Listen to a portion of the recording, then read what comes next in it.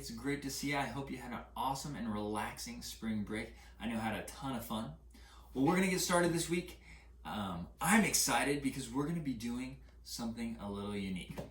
This week, we're going to be baking with stoichiometry. We're going to be making some yummy treats. And it's going to help us use our stoichiometry skills in a practical way. And we get yummy treats. And it's going to prepare us for our unit test that's on Friday. So this Friday is our unit test. So without further ado, let's get started with baking with stoichiometry. Make sure you click on the link in the Google Classroom so that you can get started with me.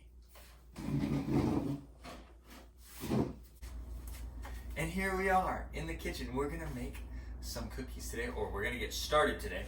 So on day one's activities, you scroll down a little bit below the ingredients list and you're going to see that today we're going to be calculating the molar mass of some of our ingredients. We've got vanilla, we've got cinnamon, we've got sugar, we've got salt, and we're going to start with salt.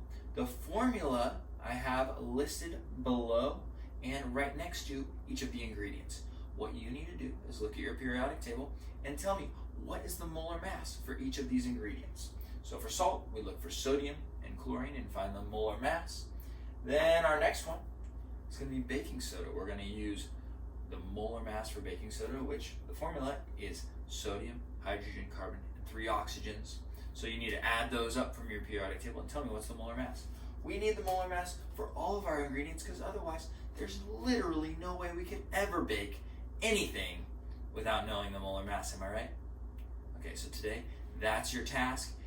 Tune in tomorrow to do the next step in making these delicious treats.